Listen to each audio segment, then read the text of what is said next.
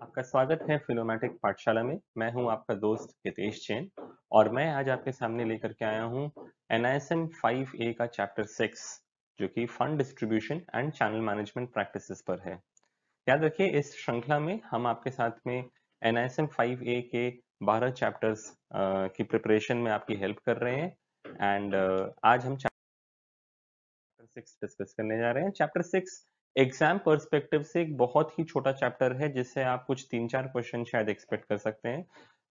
ये क्वेश्चन हमारे आपके जिंदगी से रिलेटेड है, जहां पर हम जो एक म्यूचुअल फंड डिस्ट्रीब्यूटर बनने जा रहे हैं, तो म्यूचुअल फंड डिस्ट्रीब्यूटर का क्या रोल होता है, कितने तरह के लोग होते हैं, किस किस तरह से इंडिया में म्यूचुअल फंड बेचा जा सकता है, क्या क्या प्लेटफॉर्म्स अवेलेबल हैं, एक म्यूचुअल फंड डिस्ट्रीब्यूटर बनने के लिए आपको क्या क्या स्टेप से गुजरना होगा, हमारे इस इंडस्ट्री में हमारी आपकी अर्निंग्स क्या है, एंड ड्यू डिलिजेंस प्रोसेस के बारे में बताया गया है जो कि एम्फी बताती है। एंड लास्ट में हमने चेंज ऑफ डिस्ट्रीब्यूटर के बारे में डिस्कशन किया है। तो बड़ा ही छोटा चैप्टर है एंड आई होप ये थोड़ा छोटा वीडियो बनेगा। स्टार्ट करते हैं role and importance of mutual fund distributor के बारे में। तो इतना जानिए दोस्तों कि एक इन्वेस्टर ने डिसाइड किया कि उसे कुछ पैसे इन्वेस्ट करने हैं और अल्टीमेटली जाकर के वो हमारे माध्यम से अपना इन्वेस्टमेंट म्यूचुअल फंड्स में कर पाता है। इस पूरे दौरान वो जो स्टेप से गुजरता है वहां पर दो लोग सबसे ज्यादा इंपॉर्टेंट हैं। पहले हम यानी कि म्यूचुअल फंड डिस्ट्रीब्यूटर, जो कि कस्टमर को रिस्क प्रोफाइलिंग करके एसेट एलोकेशन करके फिर उसका इन्वेस्टमेंट को हम सही स्कीम में लगाते हैं। एंड देन फंड मैनेजर, जो कि अल्टीमेटली उसका पैसा मैनेज करता है। So right from the investor to the portfolio, it goes through two main hands, which is mutual fund distributor and the fund manager. So mutual fund distributors कितने प्रकार के होते हैं? Mutual fund distributors individual players होते हैं और non individual entities होती हैं। सो इंडिविजुअल प्लेयर्स कौन है? हम और आप, जो कि एक ARN होल्डर होते हैं। इसके अलावा कई नॉन इंडिविजुअल एंटिटीज भी होती हैं जो कि म्यूचुअल फंड इंडिया में डिस्ट्रीब्यूट कर सकती हैं। फॉर एग्जाम्पल, सबसे पहले मैं बोलूंगा रीजनल डिस्ट्रीब्यूटर्स। रीजनल डिस्ट्रीब्यूटर्स यानी कि फॉर एग्जाम्पल हमारी company Finomatic fintech services private limited, we are a private limited company and we can sell mutual funds. So again there are players like आपने नाम सुना होगा NJ Prudent वगैरह, जो कि नेशनल डिस्ट्रीब्यूटर्स है जिनका प्रेजेंस ऑल अक्रॉस इंडिया के अंदर में है। So they are also companies who are selling mutual funds. Then there are NBFC, जैसे आपने नाम सुना होगा बजाज कैपिटल। बजाज कैपिटल एक डिपॉजिट टेकिंग NBFC है जो कि म्यूचुअल फंड्स सेल कर सकती है। तीसरा और सबसे इंपॉर्टेंट डिस्ट्रीब्यूटर जो है वो है बैंक्स। जी हाँ, आप सब जानते हैं कि every bank in India actually sell mutual funds. तो अगर आप देखोगे स्टेट बैंक ऑफ इंडिया, तो स्टेट बैंक ऑफ इंडिया भी अल्टीमेटली हमारे आपकी तरह एक ARN होल्डर है जो कि अपनी डिफरेंट ब्रांचेस के थ्रू, अपने डिफरेंट एम्प्लॉइज के थ्रू म्यूचुअल फंड सेल कर रहा है। And then there are stock brokers like let's से कोटक सिक्योरिटीज और एडलवाइस और Motilal Oswal, all of them being stock brokers also sell mutual fund on their platform. So there are various types of mutual fund distributors. अगर मैं बात करूं कि क्या-क्या platforms से म्यूचुअल फंड बेचा जा सकता है, तो सबसे पहला प्लेटफॉर्म है online channel partners. Online channel partners, जैसे आपने अभी देखा हाल फिलहाल में पेटीएम, जो कि म्यूचुअल फंड सेल कर रहा है, तो आप उनके चैनल पर जाकर के आप म्यूचुअल फंड खरीद सकते हैं। दूसरा है स्टॉक एक्सचेंज प्लेटफॉर्म, जिससे कि NSE हुआ, BSE हुआ, national stock exchange, Bombay stock exchange, वहां से भी इन्वेस्टर को म्यूचुअल फंड खरीदाया जा सकता है। तीसरा है MF यूटिलिटीज, ये एक नॉन एक्सचेंज प्लेटफॉर्म है जहां से म्यूचुअल फंड ले सकते हैं। चौथा है computer based and mobile apps by mutual fund distributors. For example, Finomatic के सारे कस्टमर्स के पास में एक मोबाइल ऐप का लॉगिन है और एक वेब पोर्टल का लॉगिन है जहां से वो अपना सारा पोर्टफोलियो भी देख सकते हैं and at the same time वो वहां से परचेज रिडेम्पशन वगैरह भी कर सकते हैं। सो MFDs like us can also provide a mobile app or a computer based platform to the client wherein they can buy or sell mutual funds. And last is the electronic platform by the AMCs, in the sense that every mutual fund house have their own app, have their own customer login, whereby a customer can go to their platform and buy mutual funds directly from them as well. So mutual fund distributor बनने की journey में आपको किन step से गुजरना पड़ता है? सबसे पहला होता है कि आपको NISM सर्टिफिकेशन लेना होगा, जिसके लिए हम और आप तैयारी कर रहे हैं। NISM सर्टिफिकेशन लेने के लिए आप NISM जो कि national institute of securities market है, आप उनका एक 5A बोल के एग्जाम क्लियर करते हो, जिसकी आप तैयारी कर रहे हो अभी फिलहाल। NISM 5A का एग्जाम देने के बाद आपके पास में जब पासिंग सर्टिफिकेट आ जाता है, तब आप KYD का रिक्वायरमेंट करने जाते हैं। तो NISM सर्टिफिकेशन के लिए मैं आपको एक बात बता दूं फटाफट कि in the current pandemic situation people can give the NISM exam not just by going to the NISM accredited centers in their respective cities, but they can also give this NISM exam from their home. जी हाँ, सो हाल फिलहाल में NISM ने remote proctored exams start किए हैं, जिस सुविधा के through आप घर बैठे बैठे अपने सिस्टम को उनके सिस्टम के हिसाब से कंपैटिबल बना करके आप अपने चाहे घर हो चाहे अपने घर के नजदीक के साइबर कैफे हो, आप वहां जाकर के एग्जाम दे सकते हो। सो after you have cleared the exam, आपको क्या करना है? आपको अपना KYD रिक्वायरमेंट्स फुलफिल करना है। आइडियली KYD रिक्वायरमेंट्स फुलफिल करने के लिए आप कैंप्स के ऑफिस जाते हो और वहां जाकर के आप अपना सारा डॉक्यूमेंट्स ओरिजिनल में दिखाते हो और वहां पर फिर उनके बताए हुए फॉर्मेलिटीज पेपर डॉक्यूमेंट्स आप कंप्लीट करते हो और आप एम्फी के नाम का ड्राफ्ट देते हो।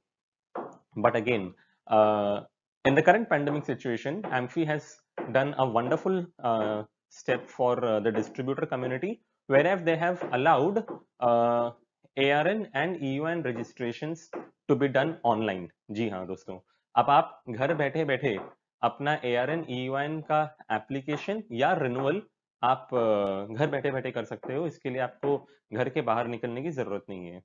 सो after you have done your KYD requirements, आपका सारा डिटेल्स जाता है एम्फी के पास में, and after AMFI has verified all your details, then they allocate you an ARN number. ARN number एक तरीके से आप समझो कि आपने एम्फी की सदस्यता पा ली। अब आप ऐसे सोचो कि आज मैं किसी के घर में बेल बजाता हूँ।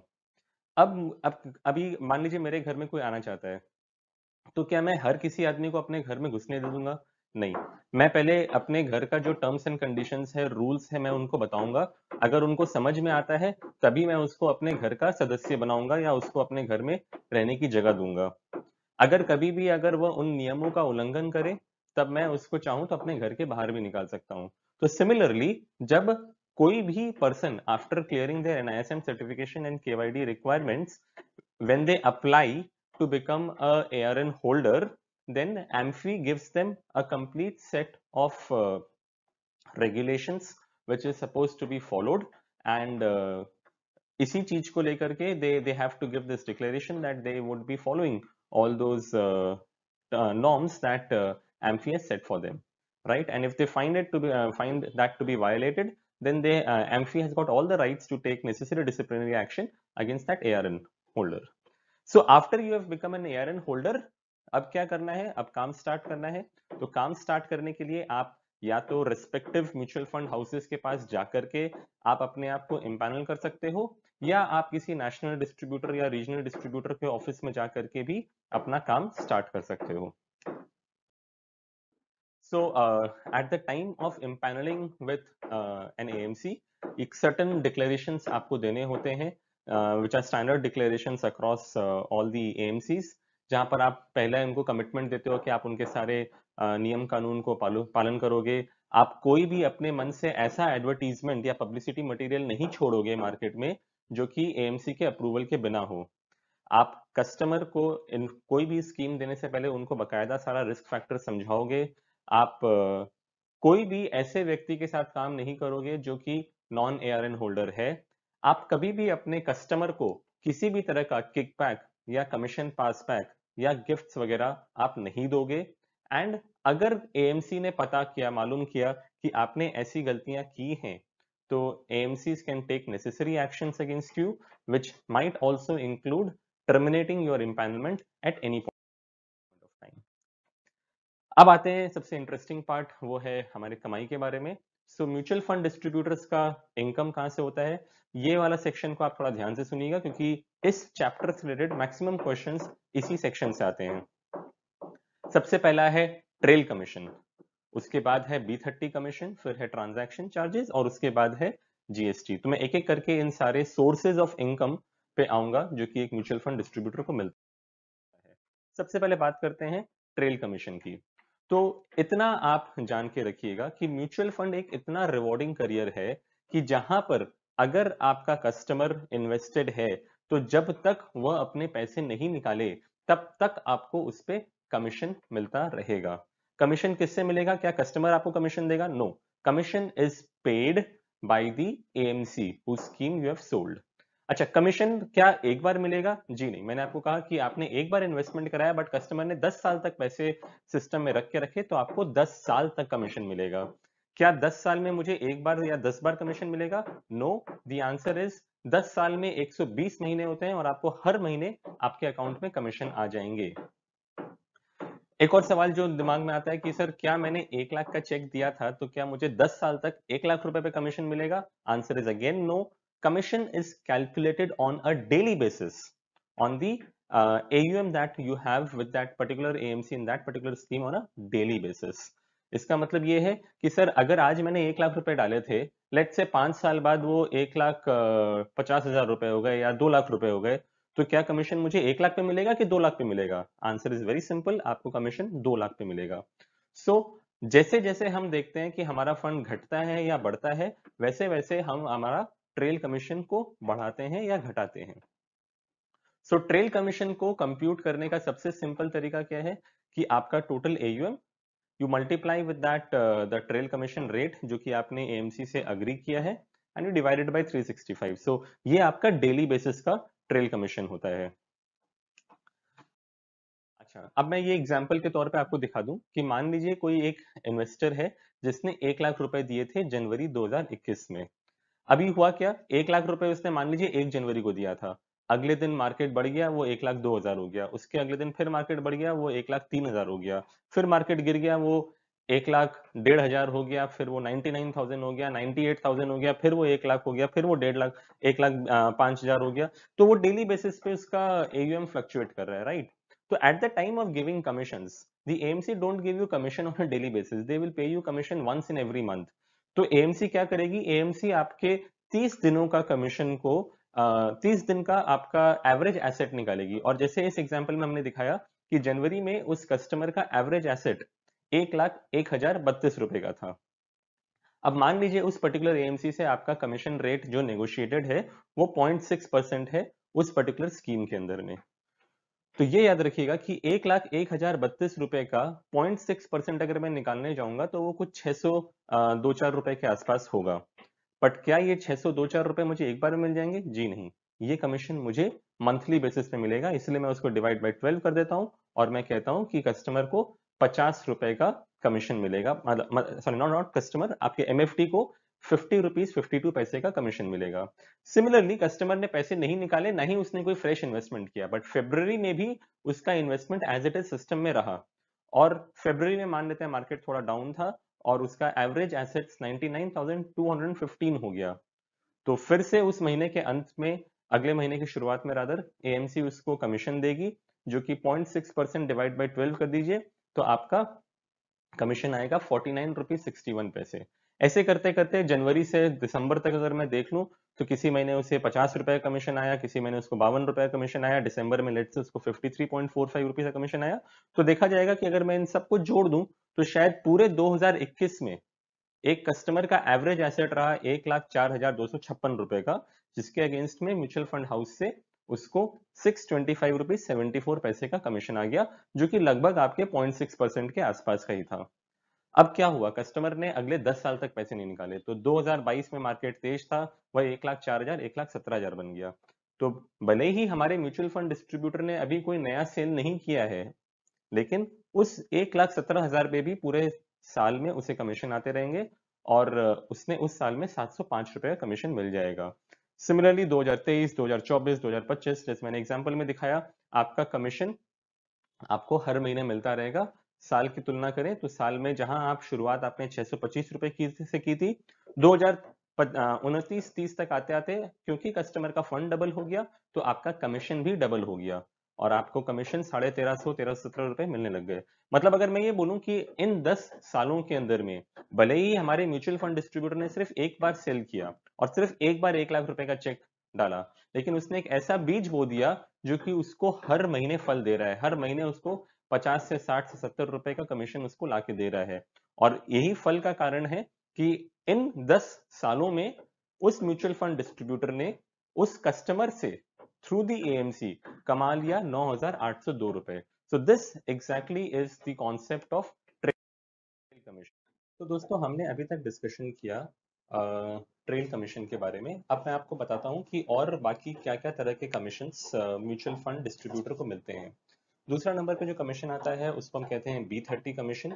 B30 का फुल फॉर्म होता है बियॉन्ड टॉप 30। तो पहले ये जान के रखिए कि एम्फी ने या सेबी ने पूरे भारतवर्ष को दो भाग में डिवाइड कर दिया। एक उन्होंने कहा कि हमारे टॉप 30 सिटीज हैं, और दूसरा उन्होंने कहा कि इन टॉप 30 सिटीज के बाद में जो भारत है उसको हम बियॉन्ड टॉप 30 सिटीज कहते हैं। तो इनका मानना है कि भाई टॉप 30 सिटीज में लोगों को अवेयरनेस भी है, सारी सुविधा भी है, नॉलेज भी है, और आपके पास में सारे फंड हाउस के ऑफिसेज या आरटीए के ऑफिसेज भी हैं।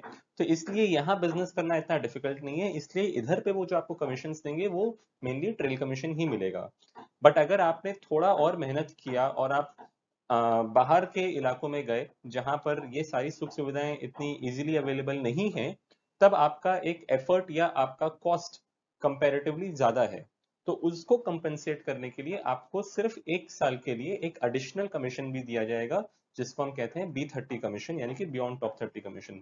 तो अगर मैं फॉर एग्जांपल कलकत्ता से हूँ और अगर हमारे यहाँ से कोई बिजनेस कलकत्ता के पिन कोड से आता है, तो मैं कहूंगा कि भाई ये तो टॉप 30 लोकेशन से बिजनेस है, तो हमको ट्रेल कमीशन दिया जाएगा। लेकिन वहीं अगर मैं कहता हूँ कि हमने बिजनेस किया लेट्स से मेदिनीपुर रीजन से, तो वो एक बियॉन्ड टॉप 30 रीजन है, और वहां से उठा हुआ बिजनेस का 1 साल के लिए हमें B30 कमीशन भी दिया जाएगा। और ये B30 कमीशन अगेन आप याद रखिएगा, एग्जाम में ये पूछता भी है कि वन टाइम बोल के कमीशन म्यूचुअल फंड में कुछ नहीं होता है। ये बियॉन्ड टॉप 30 कमीशन भी जो आपको मिलेगा, ये 12 महीने तक तोड़ तोड़ के आपको मिलेगा।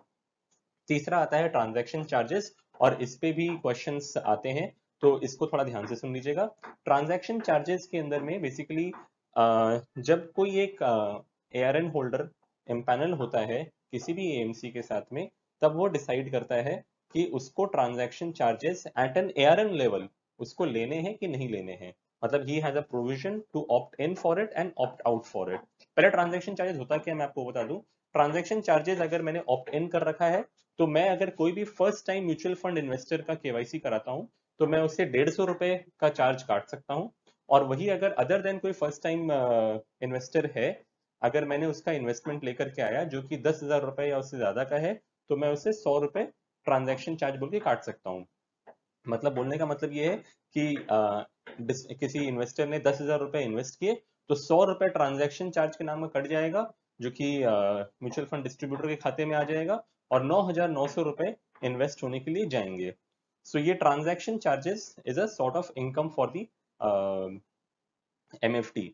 पहले बात ये याद रखिएगा कि ये एआरएन लेवल पे अप्लाई होता है, ना कि एएमसी लेवल पे, ना कि स्कीम लेवल पे, ना कि क्लाइंट लेवल पे। मतलब ऐसा नहीं हो सकता है कि मैं बोलूंगा कि एसबीआई म्यूचुअल फंड में मैं जो इन्वेस्टमेंट कराऊंगा उसमें मैं ट्रांजैक्शन चार्ज काटूंगा, लेकिन लेट्स से मेरा ही म्यूचुअल फंड में मैं जो इन्वेस्टमेंट कराऊंगा उसके अंदर में मैं चार्ज नहीं काटूंगा। ऐसा नहीं हो सकता है।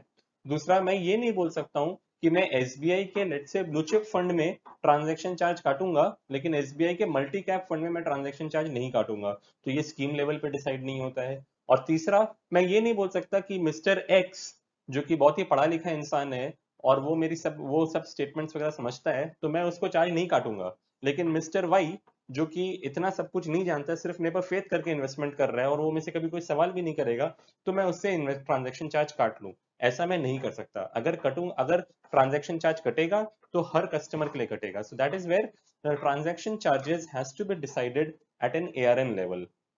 सो ये एआरएन लेते वक्त एक इन्वेस्टर एक एमएफडी को डिसाइड करना होता है कि whether he wants to opt in और opt out of these transaction charges. Practically अगर बात करूं तो मार्केट में 99% म्यूचुअल फंड डिस्ट्रीब्यूटर्स जो होते हैं वो इन ट्रांजैक्शन चार्जेस से ऑप्ट आउट कर लेते हैं।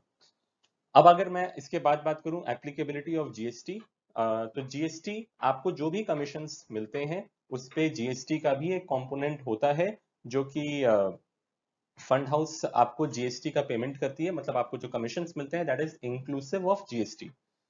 आप अगर जीएसटी रजिस्ट्रेशन नंबर आपने ले रखा है तो आप अकॉर्डिंगली आपने जो भी GST commission GST portion commission का आपने एएमसी से लिया, वो जीएसटी पोर्शन आपको गवर्नमेंट को टाइम से जमा करना होता है। अगर आपके पास में कुछ इनपुट क्रेडिट है तो आप उसको डिडक्ट भी कर सकते हैं। ट्रेल कमीशन हमने देख लिया, तो मैं इसको वापस नहीं बता रहा हूँ। अच्छा, अब ये जो सेक्शन है इस पे भी एग्जाम में क्वेश्चंस आते हैं, तो इसको भी ध्यान रखिएगा कि सेबी ने सारे म्यूचुअल फंड्स और एएमसीज को बोला कि भाई आपको जो टोटल कमीशंस और एक्सपेंसेस आप जो डिस्ट्रीब्यूटर को दे रहे हो वो आप अपने वेबसाइट पे बताओ, ठीक है। फिर उन्होंने कहा कि जो बड़े डिस्ट्रीब्यूटर्स हैं वो कुछ गलत काम नहीं करें, इसके लिए हमको उनका हर साल ड्यू डिलिजेंस करना जरूरी है। तो ये बड़े डिस्ट्रीब्यूटर कौन है, इसके लिए सेबी ने कहा कि मैं 4 क्राइटेरिया रखता हूं, अगर कोई भी डिस्ट्रीब्यूटर इन 4 में से कोई भी क्राइटेरिया में अगर फॉल करता है तो मैं उसको बड़ा डिस्ट्रीब्यूटर मानूंगा और उसका मैं एक इंडिपेंडेंट ऑडिटर से, एम्फी द्वारा अपॉइंटेड एक इंडिपेंडेंट ऑडिटर से मैं उसका हर साल ड्यू डिलिजेंस एक्सरसाइज करवाऊंगा। सो ये चार उसने क्राइटेरिया क्या रखे। पहला, अगर ऐसा कोई डिस्ट्रीब्यूटर है जिसकी 20 से ज्यादा लोकेशंस में प्रेजेंस है, यानी कि 20 से ज्यादा उसके ऑफिसेज हैं, तो वो एक बड़ा डिस्ट्रीब्यूटर माना जाएगा।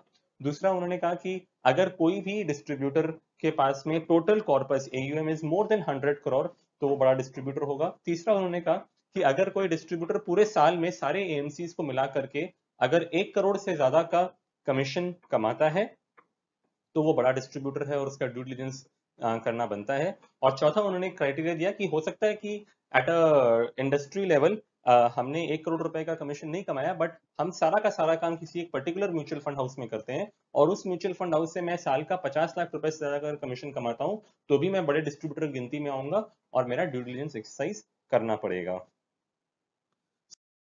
तो इसके अलावा अब ये क्लास सेक्शन है इस चैप्टर का जिसको कि चेंज ऑफ डिस्ट्रीब्यूटर बताया गया है।